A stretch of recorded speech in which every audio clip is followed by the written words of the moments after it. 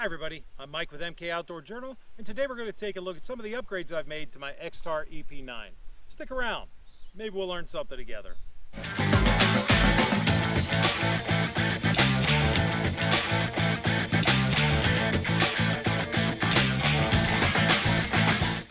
So those who saw my initial video on the Extar EP9 know that I really like this little PDW.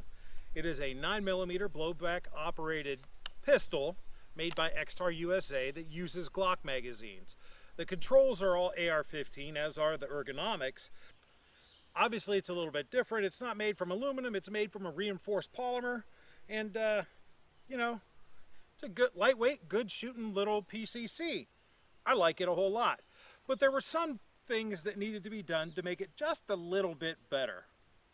First, and most noticeably, is going to be the handguard. I swapped out the front handguard for one made by SMX Industries. This is the Protos handguard. It is a carbon reinforced polymer handguard that has M-LOK rails at the 3, 6, and 9 o'clock stations. This allows you to add some accessories like front sling swivel, a QD mount, flashlight, whatever else you want to. You know, if the Alphabet Boys ever decide that they want braced pistols to become SBRs, well, then I'll be able to put a foregrip on it, right? The other really obvious upgrade that I've done has to do with the pistol brace. It comes factory with a proprietary buffer tube that has a SB Tactical big old brace on it.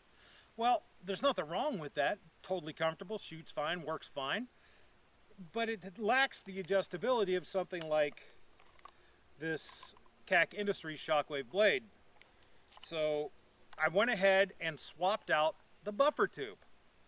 But in order to do that, you also have to swap out this end plate, which Ferrotech sells. It is a part that's, you take off the end plate from the factory, you put the Ferrotech end plate on. It's machined out of Delrin, so that's an extremely strong material. I have no worries that this is going to ever fail me.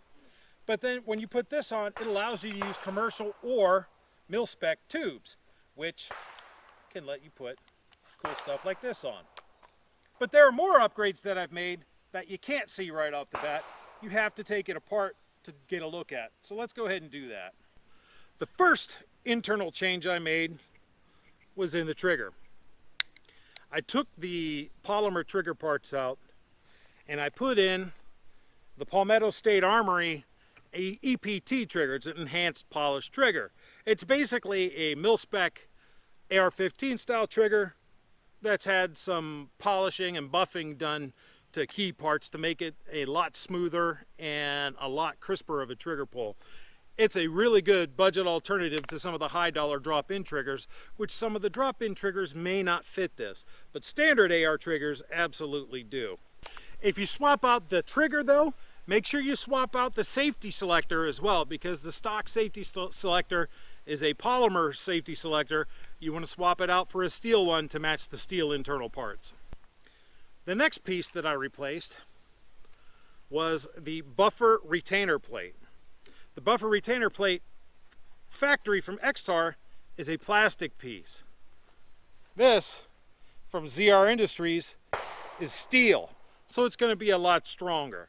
Not that there's anything wrong with it, with the plastic one, not that I had any problems with the plastic one, but you know, steel is stronger, right? The next thing I did is, since I read that you can have some issues with the stock buffer once you switch out the buffer tubes and whatnot, is I replaced the stock buffer. I replaced it with an AR Stoner extended heavyweight 9mm buffer. This is an 8 or 8.5 ounce heavyweight buffer. I'm not sure exactly which. I will put that information below. That really helps to soak up the energy from that blowback operation.